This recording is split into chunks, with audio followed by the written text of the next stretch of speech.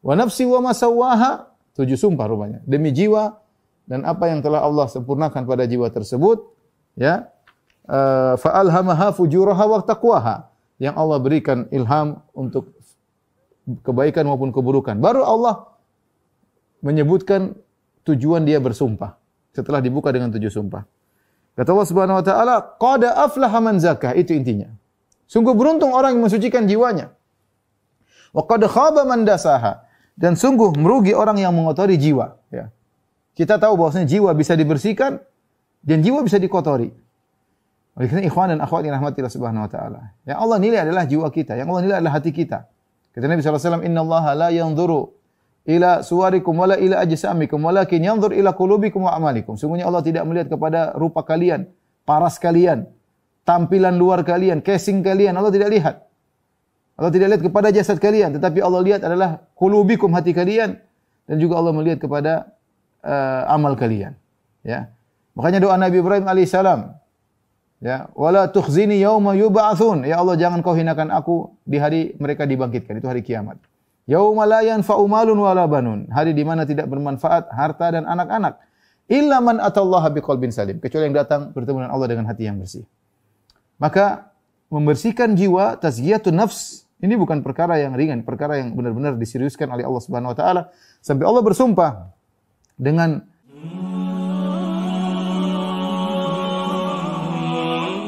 Asyams, secara bahasa artinya adalah matahari, dan dia adalah salah satu makhluk yang luar biasa, yang merupakan salah satu dari tanda-tanda keagungan Allah Subhanahu wa taala. Bagaimana matahari bisa terus berjalan di orbitnya, kemudian memberikan cahaya yang konstan, ya. Bayangkan, entah sudah berapa ribu tahun, entah sudah berapa juta tahun, ya. Kemudian dengan jarak yang sangat jauh, ya, ada yang mengatakan sekitar 110 juta kilometer dari bumi, ya. Intinya jarak yang sangat jauh. Bagaimana energi yang ada dari matahari bisa sampai dengan ratusan juta kilo, bisa sampai ke bumi dengan standar yang tepat, ya, standar yang tepat. Seandainya matahari lebih mendekat, tentunya kita akan mati kepanasan. Kalau matahari semakin menjauh, tentunya kita akan kedinginan, tidak ada kehidupan di atas muka bumi. Tetapi Allah Subhanahu wa taala menciptakan matahari dengan jarak tertentu, dengan panas tertentu, ya. Bagaimana panas tersebut bisa terjaga? Entah ada ledakan-ledakan apa di permukaan matahari yang bisa mengirim panas yang begitu jaraknya sangat begitu jauh. Ini semua tidak mungkin terjadi kecuali ada yang mengaturnya. Oleh karenanya matahari sendiri adalah bukti adanya Tuhan. Panas yang sampai dengan konstan di bumi juga itu menunjukkan adanya yang mengatur, ya, dengan ukuran yang sudah ditentukan oleh Allah Subhanahu wa taala. Sebagian ulama menamakan namanya dengan dalil al-inayah, yaitu perhatian Allah Subhanahu wa taala kepada manusia dengan menciptakan makhluk-makhluk sebagai sarana prasarana kehidupan manusia dengan takaran yang sudah tepat. Dengan takaran yang sudah tepat, adanya siang, adanya malam, malam untuk istirahat, siang untuk beraktivitas. Kemudian ukuran oksigen yang ada di atas muka bumi dengan jumlah yang tertentu. Seandainya kalau terlalu banyak akan mudah terjadi kebakaran, terlalu sedikit juga berbahaya. Intinya semua takaran itu sudah ditentukan. Makanya Allah mengatakan biqadarin, ya. Kami turunkan hujan dengan ukuran yang kami sudah tentukan. Ini semua menunjukkan adanya pencipta alam, yaitu Allah Subhanahu wa taala. Inilah asyams, matahari, ya. Allah Subhanahu wa taala berfirman dalam Al-Qur'an, wasyamsi wadhuhaha, demi matahari dan sinarnya pada pagi hari. Surat Asy-Syams disebutkan dalam hadis dari hadis Muaz bin Jabal radhiyallahu anhu, ya. Ketika Muaz bin Jabal radhiyallahu anhu pernah salat Isya. Salat Isya, saking semangatnya Muaz bin Jabal radhiyallahu anhu, beliau salat Isya dengan bacaan yang panjang, itu beliau salat Isya dengan baca surat Al-Baqarah. Dengan baca surat Al-Baqarah. Maka akhirnya ada seorang dari makmum yang dia mungkin letih bekerja, dia butuh istirahat, ya. Maka dia pun memisahkan diri dari jamaah. Jadi Muaz misalnya baca surat Al-Baqarah, dia lanjutin sendiri. Sendiri, rukuk, sujud, kemudian dia salam, dia pergi. Ini dalil bahwasanya jika seorang dalam kondisi darurat, dia boleh memisahkan diri dari imam.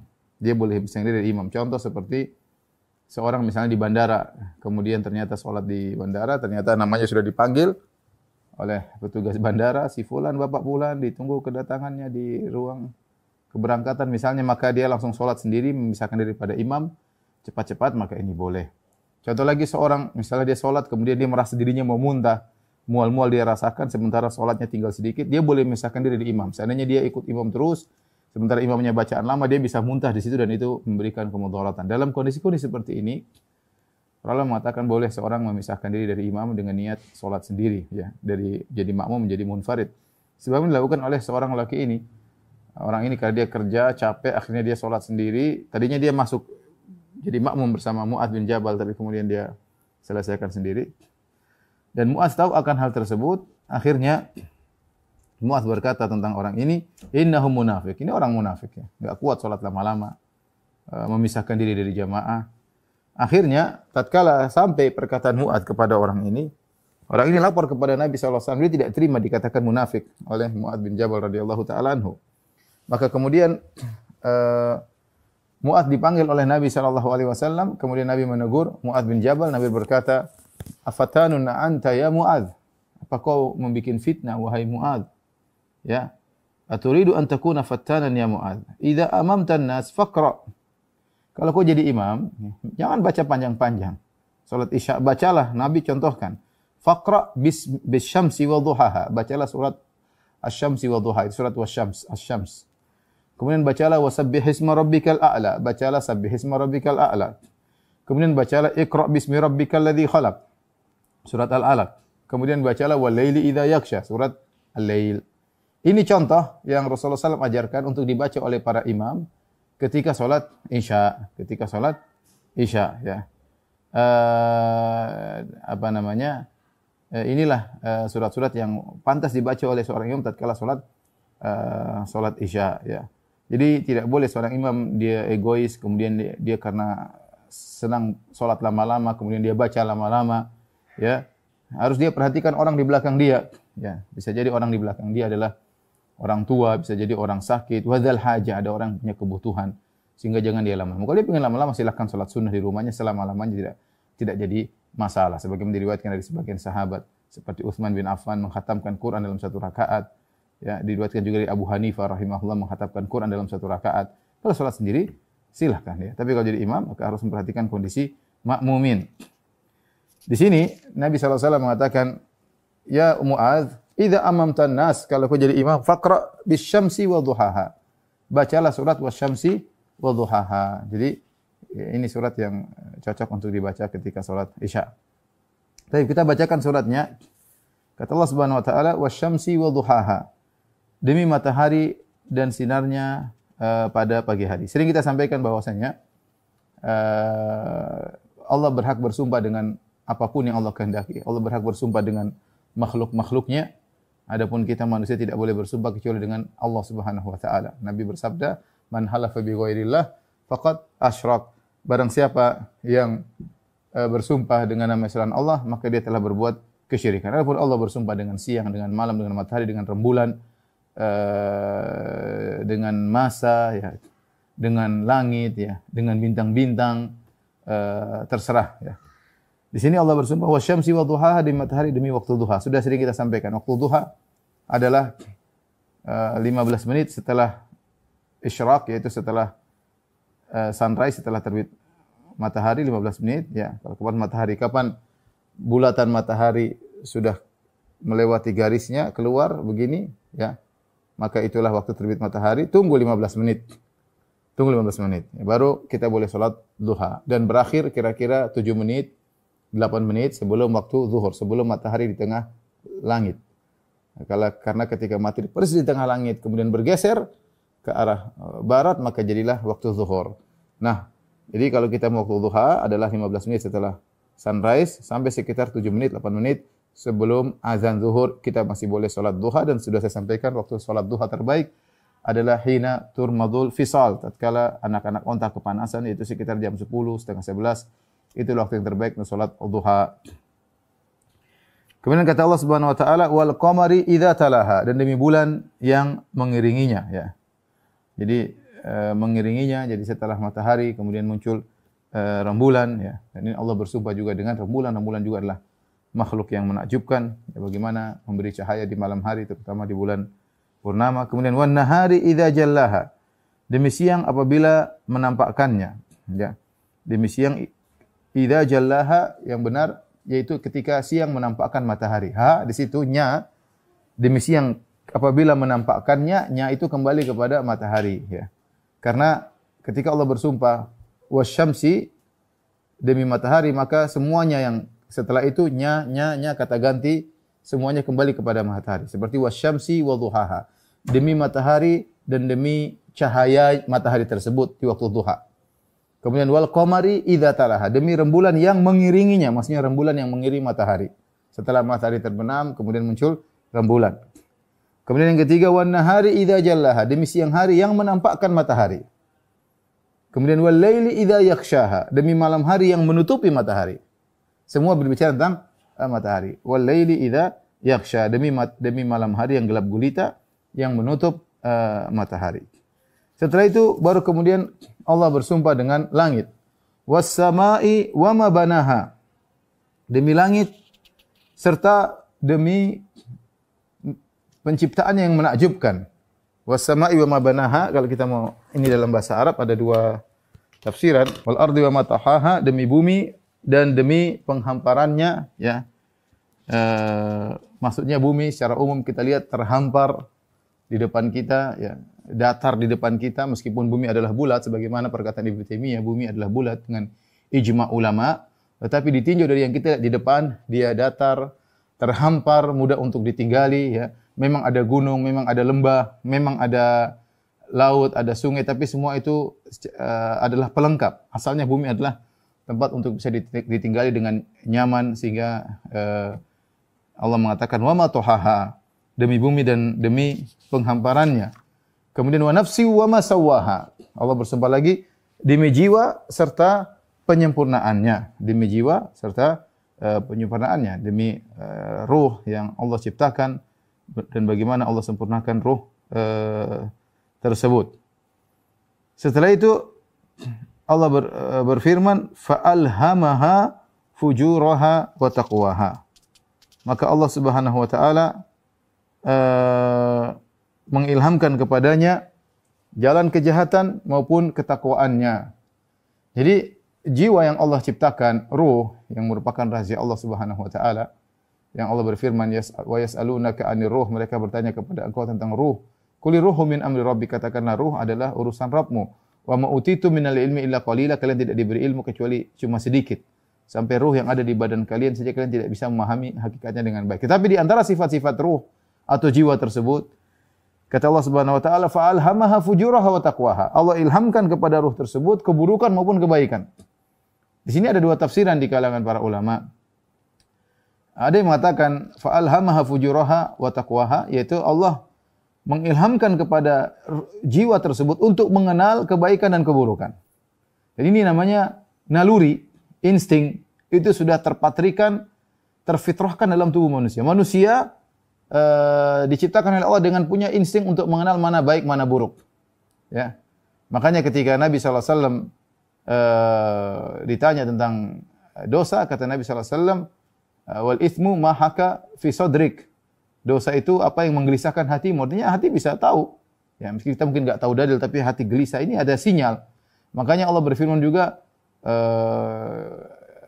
la uqsimu biyaumil qiyamah wa la uqsimu bin nafsil lawwamah. Aku bersumpah dengan hari kiamat dan aku bersumpah dengan jiwa yang suka mencela. Apa jiwa yang suka mencela? Itu jiwa yang mencela jika seorang melakukan keburukan. Sinyal dalam dirinya berbunyi, ini maksiat, ini enggak boleh, ini haram. Entah dia gemetar, entah dia ketakutan, dia berdebar-debar jantungnya. Jiwanya tahu ini buruk. Ya, kecuali dia cuekin, tapi naluri hati kecilnya tahu itu keburukan. Dan ini di antara fitrah yang Allah berikan kepada manusia. Dan ini di antara dalil untuk membantah orang-orang ateis yang mengatakan Tuhan tidak ada. Ya, di antara dalil, banyak dalil yang saya sudah bahas dalam dalil tentang adanya Tuhan. Di antaranya para ulama menyebutnya adalah tentang dalil fitrah, dalil fitrah. Ya, ada yang pasang dalil ini tanpa ada yang mengajari. Apa itu? Kita tahu mana yang baik, mana yang buruk. Ya, semua orang sepakat, satu dunia manusia tahu kalau ngambil barang orang itu keburukan. Ya, ngambil barang orang itu keburukan. Semua orang tahu satu dunia kalau ada si A membunuh si B tanpa ada kesalahan si B itu adalah keburukan. Meskipun enggak ada yang ngajari. Ya, kenapa? Karena Allah yang mengilhamkan. Allah yang mengilhamkan. Sebagai contoh, laki-laki suka dengan perempuan, enggak ada yang ngajari. Ya, mau diilmiahkan, tetapi dari sananya Allah sudah pasangkan lelaki suka dengan lawan jenisnya, perempuan suka dengan lawan jenisnya, dan demikian. Ini namanya dalil fitrah bahwasanya Tuhan itu ada. Kalau Tuhan tidak ada tentu akan berbeda-beda penilaian orang masing-masing. Oh ini menurut saya baik, itu menurut saya buruk. Ya, ternyata tidak, ada perkara-perkara yang mereka sepakati. Yang kita sebut dengan norma-norma, nilai-nilai. Ini dalil bahwasanya Tuhan itu ada. Ini dalil Tuhan itu ada, dan orang-orang ateis biasanya terpaku di sini, mereka tidak bisa jawab ya. Ya, karena ada namanya dalil fitrah. Namanya mabadi'il ilm. Ya, ini istilah-istilah para ulama. Tapi intinya manusia tahu karena Allah sudah ilhamkan dalam jiwanya ini baik, ini buruk secara global tentunya. Adapun secara terperinci seorang butuh pengajaran dari syariat. Tetapi secara global manusia jiwanya bisa membedakan mana yang baik, mana yang buruk. Instingnya ada, nalurinya ada ya. Kemudian ini tafsiran pertama. Tafsiran kedua bahwasanya ini berkaitan dengan takdir. Semua sudah ditakdirkan menuju surga atau menuju neraka. Dan semua sudah diarahkan oleh Allah menuju apa yang dia takdirkan. Ditakdirkan oleh Allah Subhanahu wa taala dengan sebab-sebab yang Allah ciptakan. Makanya ketika ada yang bertanya kepada Nabi sallallahu alaihi wasallam, "Fa fimal amal?" Ya Rasulullah, kalau semua sudah ditakdirkan, buat apa kita beramal? Maka kata Allah Subhanahu wa taala, kata Nabi sallallahu alaihi wasallam, "Qul i'malu fa kullun muyassarun lima khuliqa lahu." Ya. Beramalah karena semua masing-masing telah diarahkan menuju takdirnya, Maka apa yang ada dalam jiwa kita ya sudah ditakdirkan oleh Allah Subhanahu wa taala, termasuk kebaikan maupun keburukan. Jadi ini masalah takdir itu masalah pembahasan panjang lebar, kita tidak ingin panjang lebar sekarang karena butuh pembahasan yang luas. Setelah itu pada ayat yang ke-9 dan ayat ke-10 Allah mengatakan qad aflaha man zakkaha wa qad khaba man dassaha. Ya. Sungguh beruntung orang yang mencucikannya dan sungguh merugi orang yang mengotorinya. Ya. Inilah jawaban sumpah. Jadi Allah Subhanahu wa taala, ini sering kita sampaikan dalam surat-surat juz amma, Allah selalu bersumpah untuk menekankan sesuatu. Ya. Seperti wal asr, demi masa. Kenapa? Innal insana lafi khusr. Sungguh manusia dalam kerugian. Untuk menekankan sungguhnya manusia dalam kerugian, Allah buka dengan sumpah, ya. Seperti itu ya. Seperti wattini wazzaitun wa turi sinin wa hadzal baladil amin laqad khalaqnal insana fi ahsani taqwim. Ini sudah kita bahas juga surat At-Tin. Demi tin, demi zaitun, demi bukit Tur ya. Wa hadzal baladil amin, demi kota Mekah. Apa maksudnya Allah sumpah ini? Untuk menekankan ya. Wa hadzal baladil amin laqad khalaqnal insana fi ahsani taqwim. Sungguh kami telah menciptakan manusia dalam bentuk yang terindah. Demikian juga dalam surat Asy-Syams. 6 sumpah. Wasyamsi wa duhaha, demi matahari dan waktu cahaya duhanya. Wal qamari idza talaha, demi rembulan yang mengiringi matahari. Ya. Wan nahari idza jallaha, demi siang yang menampakkan matahari. Wal laili idza yaghshaha, demi malam yang menutupi matahari. Was sama'i wa ma banaha, demi langit dan pembangunan langit yang dahsyat. Ya. Wal ardi wa ma tahaha, ya, demi bumi dengan penghamparannya. Wa nafsi wa ma sawwaha, 7 sumpah rupanya. Demi jiwa dan apa yang telah Allah sempurnakan pada jiwa tersebut, ya. Fa alhamaha fujuraha wa taqwaha, yang Allah berikan ilham untuk kebaikan maupun keburukan. Baru Allah menyebutkan tujuan dia bersumpah setelah dibuka dengan 7 sumpah. Kata Allah Subhanahu wa taala, qad aflaha man zakkah, itu intinya. Sungguh beruntung orang yang mensucikan jiwanya. Wa qad khaba man dasaha, dan sungguh merugi orang yang mengotori jiwa, ya. Kita tahu bahwasanya jiwa bisa dibersihkan dan jiwa bisa dikotori. Oleh karena ikhwan dan akhwat yang rahmatillah Subhanahu wa taala, yang Allah nilai adalah jiwa kita, yang Allah nilai adalah hati kita. Kata Nabi sallallahu alaihi wasallam, "Innallaha la yanzuru ila suwarikum wala ila ajsamikum walakin yanzur ila qulubikum wa amalikum." Sungguhnya Allah tidak melihat kepada rupa kalian, paras kalian, tampilan luar kalian, casing kalian, Allah tidak lihat. Allah tidak lihat kepada jasad kalian, tetapi Allah lihat adalah qulubikum, hati kalian, dan juga Allah melihat kepada amal kalian. Ya. Makanya doa Nabi Ibrahim alaihissalam, ya, wala tukhzini yauma yub'atsun. Ya Allah, jangan kau hinakan aku di hari mereka dibangkitkan, itu hari kiamat. Yauma la yanfa'u malun wala banun. Hari di mana tidak bermanfaat harta dan anak-anak. Illa man atallaha biqalbin salim. Kecuali yang datang bertemu dengan Allah dengan hati yang bersih.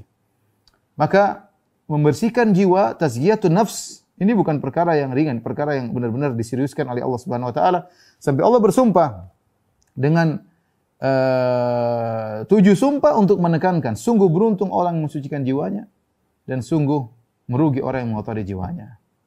Kita harus tahu gimana cara mensucikan jiwa. Cara mensucikan jiwa di antara yang paling kuat mensucikan jiwa kita dengan mempelajari tauhid. Dengan mengagungkan Allah Subhanahu wa taala, dengan bertawakal hanya kepada Allah, dengan tidak berharap kecuali kepada Allah Subhanahu wa taala. Tidak beribadah kecuali ikhlas karena Allah Subhanahu wa taala. Tidak bertawakal kecuali hanya kepada Allah Subhanahu wa taala. Tidak takut, tidak berharap kecuali hanya kepada Allah Subhanahu wa taala. Seorang yang benar-benar mempelajari tauhid, terus dia praktekkan, mengamalkan dalam kehidupannya sehari-hari, beriman kepada takdir semuanya, ini akan mudah mensucikan jiwanya. Ini nomor 1 dalam mensucikan jiwa, ya. Ini poin yang penting, ya. Setelah itu, ya. Setelah Allah menyebutkan jiwa ada 2, ada jiwa yang bersih dan ada jiwa yang kotor, dikotori oleh pemiliknya, ya, dengan bermaksiat, dengan mengikuti hawa nafsunya, dengan kesyirikan, dengan hal-hal yang dilarang oleh Allah Subhanahu wa taala. Setelah itu Allah sebutkan tentang contoh orang-orang yang mengotori jiwa mereka, yaitu kisah kaum Samud. Kisah kaum Samud. Saya bacakan. Kata Allah Subhanahu wa taala surat ayat 11. Kadzabat Samudu bitaqwaha.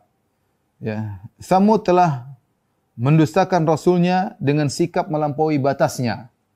Kadzabat Samudu bitaqwaha. Ya, melampaui batas sehingga mendustakan rasulnya. Siapa rasulnya? Nabi Saleh alaihissalam. Kita tahu bahwasanya nabi yang Arab ada 4. Nabi yang Arab ada 4. Nabi Muhammad SAW nabi kita. Kemudian sebelumnya Nabi Syuaib juga berbangsa Arab. Sebelumnya adalah kaum Saleh, yaitu kaum Samud. Dan sebelumnya lagi adalah kaum Nabi Hud, yaitu kaum Ad. Jadi Nabi Arab yang paling tua adalah Nabi Hud, kemudian Nabi Saleh, kemudian Nabi Syuaib, kemudian Nabi Muhammad SAW. Mereka ini berbicara dengan bahasa Arab. Mereka berbicara dengan bahasa, mereka orang Arab. Mereka orang Arab. Adapun nabi-nabi yang lainnya maka bukan suku Arab. Ya, Nabi Nuh bukan suku Arab, kemudian nabi lain, kemudian banyak nabi-nabi dari suku Bani Israel. Ya, tapi yang Arab cuma 4. Oleh karenanya khusus untuk 2 kaum, yaitu kaum Ad dan kaum Samud. Kaum Ad dengan nabinya Nabi Hud alaihissalam, kaum Samud dengan nabinya Nabi Saleh alaihissalam. Kedua kisah nabi ini tidak terdapat dalam kisah-kisah Bani Israel dalam perjanjian lama. Tidak terdapat kisah 2 ini. Kenapa? Mungkin mereka tidak perhatikan karena ini 2 nabi Arab. Ini 2 nabi Arab, ya. Sementara yang mereka perhatikanlah nabi-nabi dari Bani Israel. Padahal dalam Al-Quran Allah menyebut tentang 2 nabi ini, Nabi Hud dan Nabi Saleh. Adapun Nabi Saleh, yaitu kaum Samud, kata Allah Subhanahu wa taala, wa ila Samud akhahum Salihah. Dan kami utus kepada kaum Samud, saudara mereka sendiri, itu Nabi Saleh. Qala ya qaumi ibudullaha ma lakum min ilahin ghairuh. Dia berkata, wahai kaumku, sembahlah Allah, tidak ada sembahan yang berhak disembah selain Allah Subhanahu wa taala. Huwa ansha'akum minal ardi wasta'marakum fiha. Dia telah menciptakan kalian dari bumi dan dia telah menjadikan kalian menjadi pemakmur bumi. Fastaghfiruhu, maka mohonlah ampunan kepada Allah, tsumma tubu ilaihi, dan bertobatlah kepadanya. Inna rabbi qaribun mujib. Sungguhnya Rabbku sangat dekat dan memperkenankan membalas atau menjawab permohonan hamba-hambanya. Jadi Nabi Saleh adalah seorang yang mulia di antara mereka, ya, diutus oleh Allah kepada kaum Samud, dan kaum Samud Allah berikan mereka kekuatan, ya.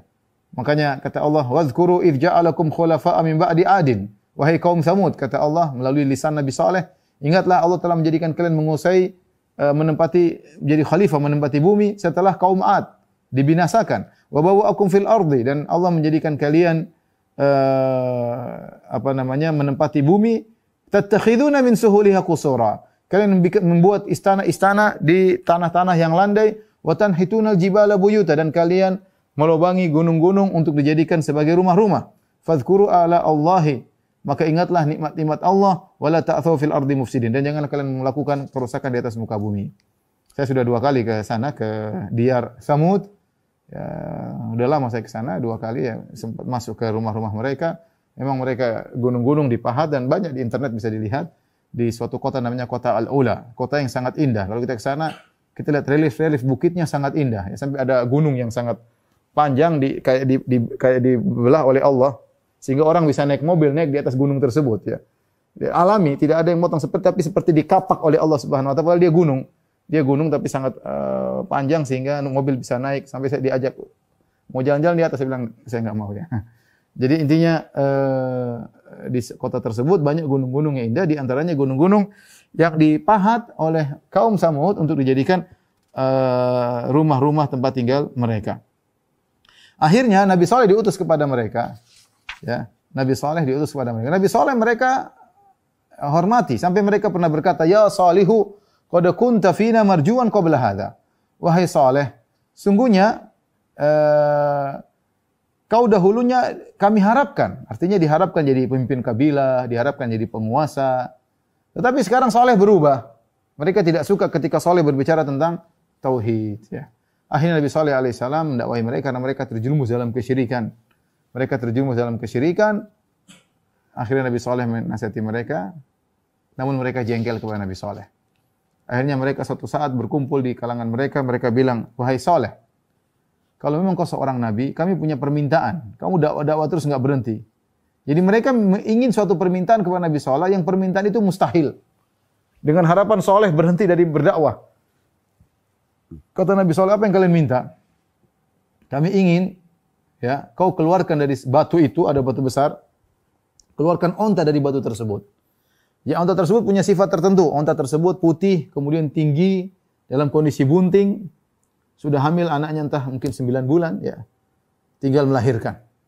Ini permintaan yang ta'jiz, yang tidak masuk akal. Ya, bagaimana onta keluar dari batu? Batu bukan sumber kehidupan. Saya ini dibilang onta keluar dari kebun, ya mungkin.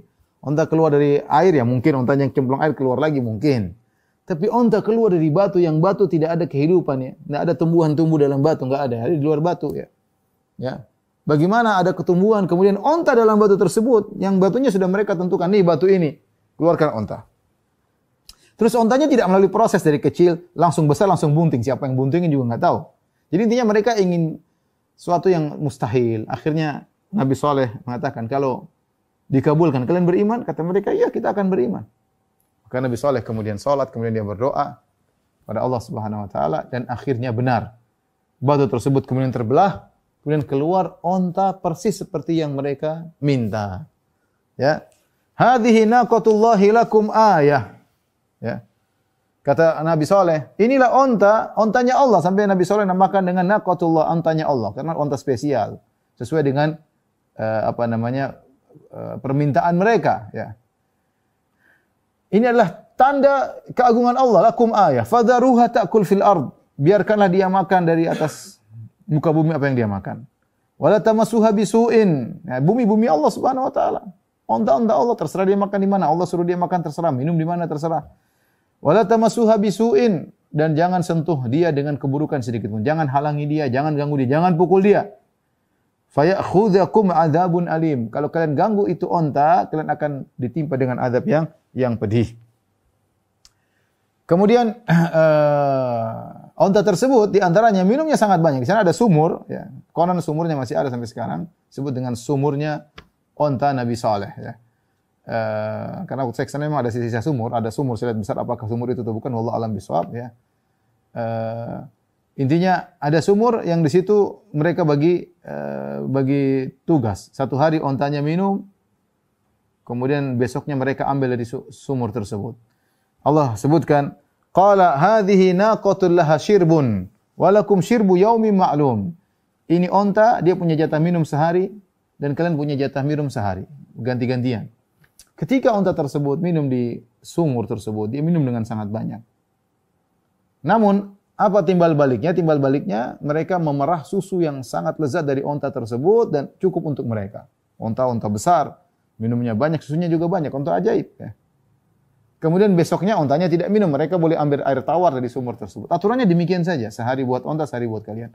Namun di sana ada orang-orang yang hasad, yang tidak suka dengan Nabi Saleh, tidak suka dengan dakwanya Nabi Saleh. Padahal mereka sudah diuntungkan. Daripada tiap hari minum air putih, mending sehari minum air putih, sehari minum susu onta Nabi Saleh. Tapi mereka jengkel. Itu onta ngapain ngurus-ngurus dikit, ngapain sumur kita diminum oleh onta. Akhirnya mereka rapat, ya, dan mereka berniat untuk membunuh onta tersebut, ya. Mereka berniat untuk membunuh onta tersebut. Akhirnya disebutkan ada seorang namanya Qudar bin Salif. Qudar bin Salif dia inilah yang kemudian membunuh onta tersebut. Bagaimana dia membunuh? Dia terkenal sangat bengis, sangat kuat dan dia punya kabilah yang kuat, ya. Kemudian dia dirayu dengan akan dinikahkan dengan seorang wanita sangat cantik ketika itu, wanita tercantik. Ya, kalau dia bisa bunuh onta Nabi Saleh, maka dia akan mendapatkan wanita yang sangat cantik. Akhirnya ketika dia disuruh untuk bunuh onta tersebut, sang wanita yang tersebut membuka cadarnya agar terlihat oleh Qudar bin Salif, maka Qudar bin Salif pun semakin semangat. Kata Allah Subhanahu wa taala, ya, kadzabat Tsamud bi tughwaha. Sungguh Samud telah mendustakan rasulnya dengan sifat kesombongan yang melampaui batasnya. Idzim ba'atsa ashqaha. Tatkala bangkit dari mereka orang yang paling celaka di antara mereka, itu Qudar bin Salif. Dia yang membunuh onta, dia yang paling celaka di antara mereka. Maka dia bangkit, kemudian dia pun bunuh onta tersebut, ya. Padahal kata Nabi Saleh, jangankan dibunuh, diganggu, dihadang-hadang aja enggak boleh. Ditepuk aja enggak boleh, apalagi ditikam kemudian dibunuh. Dia sangat nekat, padahal dia tahu onta ini onta ajaib, keluar dari batu, mengeluarkan susu yang luar biasa. Tapi karena kenekatannya, karena nafsunya ingin menikah dengan seorang wanita cantik, akhirnya dia bunuh onta tersebut. Apalagi mereka sudah hasad dan dengki kepada Nabi Saleh sejak awal. Allah Subhanahu wa taala berfirman, "Fa'aqarun naqata wa atau an amri rabbihim." Kemudian mereka bunuh onta tersebut dan mereka angkut terhadap perintah Tuhannya. Bahkan mereka berkata, "Wa qalu ya Salihu tina bima ta'iduna." Wahai Saleh, kan kau bilang kalau kita bunuh onta akan ada azab yang pedih. Mana azab tersebut? In kunta minal mursalin. Kalau kau benar-benar diutus sama Tuhan, mana azab yang kau janjikan tersebut? Jadi mereka malah tantang Nabi Saleh, ya. Kata Allah Subhanahu wa taala, rupanya mereka menyesal setelah itu. Kata Allah, fa'aqaruha fa'asbahu nadimin. Ya, kata Nabi Saleh, tamatta'u fi darikum thalathata ayyam. Kata Nabi Saleh, silakan kalian bersenang-senang 3 hari. Ya, silakan kalian bersenang-senang 3 hari. Tamatta'u fi darikum thalathata ayyam, dzalika wa'dun ghairu makdzub. Sungguh janji Allah tidak akan dusta. Allah bilang kasih azab pedih, Allah akan kasih azab pedih. Senang-senanglah 3 hari. Ketika mereka mendengar ancaman Nabi Saleh 3 hari, kata Allah, fa'asbahu nadimin, mereka menyesal. Menyesal. Tetapi anehnya ketika mereka menyesal, mereka tidak bertobat kepada Allah Subhanahu wa taala. Mereka tidak bertobat kepada Allah Subhanahu wa taala. Akhirnya mereka malah kepalang tanggung, mereka ingin sekalian bunuh Nabi Saleh. Bukan cuma onta ingin mereka bunuh ingin bunuh Nabi Saleh. Allah Subhanahu wa taala berfirman, "Wa kana fil madinati tis'atu rahtin yufsiduna fil ardi wa la yuslihun." Ternyata di kota tersebut ada 9 orang perusak. Preman-premannya kota tersebut. Mereka melakukan kerusakan dan mereka tidak melakukan kebaikan. Qalu taqasamu billahi lanubayyitannahu wa ahlahu. Mereka bersumpah, demi Allah, kita malam-malam kita akan bunuh Saleh dan keluarganya. Thumma lanaqulanna liwalihi ma syahidna mahlika ahlihi wa inna lasadiqun. Nanti besok hari kita bilang sama keluarga Nabi Saleh, kita enggak tahu siapa yang bunuh Saleh. Karena rupanya Nabi Saleh ini punya kabilah yang kuat. Sehingga mereka tidak berani bunuh secara langsung, mereka ingin bunuh malam-malam, bunuh Nabi Saleh, ya, alaihissalam. Kata Allah, wa makaru makran, mereka buat makar, wa makarna makran, dan kami juga buat makar terhadap mereka. Wa hum la yash'urun, dan mereka tidak sadar. Fanzur kaifa kana akibatu makrihim, anna dammarnahum wa qauma ajma'in. Lihatlah bagaimana akibat dari makar mereka, kami hancurkan mereka dan kaum mereka seluruhnya. Rupanya 9 orang ini tewas lebih dahulu. Yang mau dibunuh semua oleh Allah Subhanahu wa taala adalah orang-orang kafir dari Nabi Saleh, dari kaum Nabi Saleh. Meskipun yang bunuh 1 orang, tetapi Qudar bin Salif yang bunuh onta langsung namanya Qudar bin Salif. Tetapi meskipun kata Allah, idzim ba'atsa ashqaha, tatkala bangkit orang paling celaka di antara mereka dan dia yang bunuh, tetapi Allah dalam ayat-ayat lain mengatakan fa'aqaruha, mereka membunuh onta. Dalam ayat yang lain fa'aqarun naqata, mereka bunuh onta. Allah menggunakan mereka padahal yang bunuh 1 orang. Kenapa kata para ulama? Karena Qudar bin Salif ini hanya eksekutor saja. Sementara dia melakukan itu berdasarkan rapat dari orang-orang kafir. Tatkala mereka semua setuju dengan perbuatan Qudar bin Salif, dia mengeksekusi, disetujui dengan yang lain, maka hukumnya sama semua. Sehingga adab yang turun bukan hanya kepada Qudar bin Salif, tapi juga kepada mereka seluruhnya. Ya. Akhirnya 9 orang tadi yang penjahat-penjahat besar mati duluan, yang lainnya kemudian menantikan. Kata Nabi Saleh, tamatta'u fi darikum thalathata ayyam. Tunggu 3 hari senang-senang kalian, akan datang azab Allah Subhanahu wa taala. Nabi Saleh mengatakan demikian pada hari Rabu. Berarti mereka punya 3 hari, silakan bersenang-senang. Kamis, Jumat, Sabtu, berarti azab hari Ahad. Rabu Nabi Saleh bilang, Rabu mereka bunuh unta Nabi Saleh, kata Nabi Saleh, 3 hari senang-senang, azab akan datang. Mulailah mereka ketakutan. Mereka tidak tahu apa yang harus mereka lakukan, ini Saleh benar atau tidak. Tapi tentu dalam hati mereka, benar, ontanya saja ajaib seperti itu, ini Saleh pasti bukan orang biasa. Mereka namanya berkecamuk, gejolak dalam hati mereka, tapi mereka tidak beriman. Anehnya mereka tidak beriman. Yaitu kalau hati sudah kepalang tanggung, sudah dicap oleh Allah menjadi hati yang rusak, jiwa yang rusak, wa qad khaba man dassaha, dan sungguh merugi orang yang merusak, mengotori hatinya, sudah terkotori mau diapain? Ya. Makanya saya sering heran melihat ada orang hobi bohong. Ya. Kenapa dia tidak merasa gelisah? Ya kenapa? Karena sudah distempel. Kata Nabi SAW, وَلَا يَزَالُ رَجُلْ يَكْذِبْ وَيَتَحَرَّ الْكَذِبْ حَتَّى يُكْتَبَ عِنْدَ اللَّهِ كَذَّابًا. Seorang berdusta. Dan dia sengaja ingin berdusta sampai distempel oleh Allah sebagai pendusta. Kalau sudah distempel sudah susah. Bagi dia dusta itu seperti ngomong biasa. Bagi dia ngomong biasa. Hatinya sudah mati. Mungkin dia dalam maksiat yang lain, mungkin dia gelisah. Tapi kalau sudah masalah dusta distempel oleh Allah Subhanahu wa taala jadi pendusta. Dan semua orang seperti itu. Tadinya mungkin gelisah. Tadinya kok ragu-ragu, tapi terbiasa akhirnya jadi seperti itu. Ya mereka ini harusnya ketika tahu mereka menyesal, harusnya bertobat, tapi mereka tidak bertobat. Mulailah mereka menunggu. Kata Ibnu Katsir rahimahullahu taala dalam tafsirnya, ketika hari Kamis, hari pertama, harinya bersenang-senang harusnya, tamatta'u bersenang-senang. Ternyata mereka tidak bersenang-senang. Hari Kamis wajah mereka kekuning-kuningan, berubah pucat. Ya. Mereka bilang sudah lewat. Ketika tiba malam sudah lewat 1 hari, masih 2 hari. Kemudian pada hari kedua, hari Jumat, wajah mereka menjadi kemerah-merahan. Gelisah, entah apa yang terjadi. Akhirnya telah tiba malam Sabtu, kata mereka sudah lewat 2 hari. Tapi tidak juga bertobat. Ketika hari Sabtu, wajah mereka menjadi kehitam-hitaman. Sudah, ini hari ketiga. Kemudian lewat. Besok hari Ahad, waktunya azab. Ketiga hari Ahad, mereka menunggu kedatangan azab. Ya. Gelisah antara soleh benar atau tidak. Bayangkan. Antara soleh benar atau tidak. 3 hari aman. Tapi kan janjinya hari keempat. Ya. Mereka gelisah antara benar atau tidak. Ya. Tiba-tiba matahari menyingsing. Tiba-tiba mereka mendengar suara pekikan dari langit yang sangat kuat. Gempa dari bawah. Ya. Karena Allah mengazab mereka ya, dengan 2. Ya. Fa'akhadhathumus sayhah. Maka mereka dibasmi oleh suara yang sangat keras. Ya. Kita aja terkadang anak saya terkadang main sesuatu dia teriak di sini pakai tut abi, aduh saya telinga sakit luar biasa ya. Ini bagaimana lagi suara kita aja dengar guntur, gelegar kita masuk ke hati gelegar tersebut ya. Ini ada suatu kaum binasa gara-gara suara yang sangat keras. Entah apa mungkin gendang telinganya pecah atau yang lain, wallahu alam bishawab. Dan ini menakjubkan ya. Ini di antara mukjizat kata para ulama seperti Ibnu Taimiyah rahimahullah dalam kitabnya Nubuwat, ini mukjizat. Allah tidak pernah membinasakan satu kaum seperti dengan suara yang begitu terus sampai mereka mati. Ya. Ya. Kalau cuma gempa saja enggak. Di gempa banyak orang meninggal, tapi gempa disertai dengan suara yang dahsyat bikin orang mati. Ini dialami oleh kaum Nabi Saleh. Dalam ayat yang fa'akhadhathumur rajfatu. Maka mereka digoncang dari bawah disertai dengan suara yang memekikkan, akhirnya fa'asbahu fi darihim jathimin. Maka mereka menjadi mayat-mayat yang bergelimpangan. Yang menakjubkan, Nabi Saleh di sekitar situ. Ya. Nabi Saleh tidak lari dari namanya, kalau guntur mungkin bisa terdengar ratusan kilo namanya guntur ya.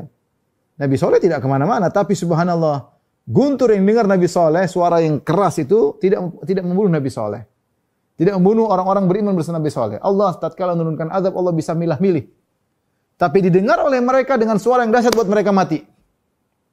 Ini menakjubkan. Kalau gempa mungkinlah gempa pindah sebelah sini, nanti sini yang longsor aja tempat tinggal mereka. Tapi tidak. Ini suara keras. Kenapa cuma mereka yang dengar? Nabi Saleh tidak mati mendengar suara tersebut. Orang beriman yang ikuti Nabi Saleh, orang miskin tidak mati dengan suara tersebut. Allah Maha Kuasa. Mereka dengar, mereka mati, yang ini tidak mati. Akhirnya setelah mereka tewas semua, kata Allah, fatawalla anhum. Ya, maka Nabi Saleh pun meninggalkan mereka. Wa qala ya qaumi laqad ablaghtukum risalata rabbi. Dia berkata, wahai kaumku, sudah aku sampaikan risalah dari Rabbku. Wa nasahtu lakum, dan aku sudah nasihati kalian. Walakin la tuhibbunan nasin, tapi kalian tidak mau mendengar nasihat. Ya. Allah berfirman, faqala lahum Rasulullah naqatallahi wa suqiyaha. Ya. Dalam surat Asy-Syams, lalu Rasul mereka, yaitu Allah, Rasul Allah, Nabi Saleh berkata kepada mereka, biarkanlah onta betina dari Allah ini dengan minumannya. Jangan diganggu. Fakadzabuhu fa'aqaruha. Mereka membunuhnya, mereka mendustakan Nabi tersebut, fa'aqaruha, dan mereka membunuh onta. Tadi saya katakan yang bunuh cuma satu orang, tapi Allah nisbahkan perbuatan tersebut kepada seluruhnya karena mereka sama-sama setuju. Maka saya ingatkan, jangan Anda, meskipun Anda tidak melakukan kemaksiatan secara langsung, ya, tapi Anda ikut mendukung, khawatirnya dosanya sama. Ada orang tidak melakukan kesyirikan, tapi dia dukung, enggak apa-apa, biarin aja, kita dukung aja. Dia tidak disuruh syirik, dia enggak, saya enggak, tapi saya dukung. Bikin ini, bikin patung, bikin dupa-dupa, saya dukung, silakan. Saya bantu. Wah, ini sama. Sama ini. Dia tidak melakukan, tapi dia mendukung. Hati-hati. Jangan sampai kita tidak melakukan, tapi kita ikut mendukung, karena bisa jadi dosanya sama. Fadamdama alaihim rabbuhum bidzambihim fasawwaha. Maka Allah membinasakan mereka dengan dosa mereka, karena dosa mereka. Fasawwaha, Allah ratakan mereka dengan tanah. Hati-hati, semua dosa, semua musibah karena dosa. Di sini Allah mengatakan fadamdama alaihim rabbuhum bidzambihim. Allah hancurkan mereka karena dosa mereka, fasawwaha, maka Allah ratakan mereka, wala yakhafu uqbaha. Dan dia tidak takut akibat perbuatannya. Ini ada beberapa pendapat, wala yakhafu uqbaha, dia tidak takut akibat perbuatannya. Ada yang mengatakan maksudnya Qudar bin Salif tadi yang bunuh, dia nekat bunuh bontan Nabi Saleh, dia tidak takut akibatnya dia akan binasa. Atau yang mengatakan Nabi Saleh ya, tidak takut ketika unta tersebut terbunuh, karena dia tahu dia akan selamat dari azab Allah, mereka yang akan diazab. Nabi Saleh tidak takut. Ada yang mengatakan Allah tidak perlu takut dengan apa yang dia lakukan ketika menimpakan azab kepada mereka. Saya merasa surat Asy-Syams ini sangat relevan dengan keadaan kita hari ini. Banyak orang yang hidupnya tampak enak, punya pekerjaan yang bagus, rumah yang nyaman, bahkan liburan kemana-mana, tapi hatinya tetap gelisah, kosong, dan mudah marah. Kenapa? Karena jiwa mereka kotor oleh dosa, iri, dan kesombongan yang tanpa sadar mereka pelihara. Sekarang ini manusia terlalu fokus memperindah wajah, tapi lupa memperindah hatinya. Kita rela habiskan waktu berjam-jam buat merawat kulit, tapi enggan meluangkan waktu 5 menit saja untuk berzikir dan berintrospeksi diri. Banyak juga yang mengukur kesuksesan dari seberapa banyak likes dan view, bukan dari seberapa dekat dia dengan Allah. Padahal Allah sudah kasih rumusnya di surat Asy-Syams. Barang siapa yang menyucikan jiwanya, dia pasti beruntung. Mensucikan jiwa bukan hal yang mudah, tapi bukan juga yang mustahil. Mulailah dari hal yang kecil, jujur sama diri sendiri, hindari maksiat yang biasa dilakukan, maafkan orang lain, dan jangan berhenti memperbaiki niat. Jangan menunggu hati keras baru ingin berubah, karena setiap detik kita menjaga hati, di situ ada cahaya Allah yang sedang menyinari jiwa kita. Barakallahu fikum.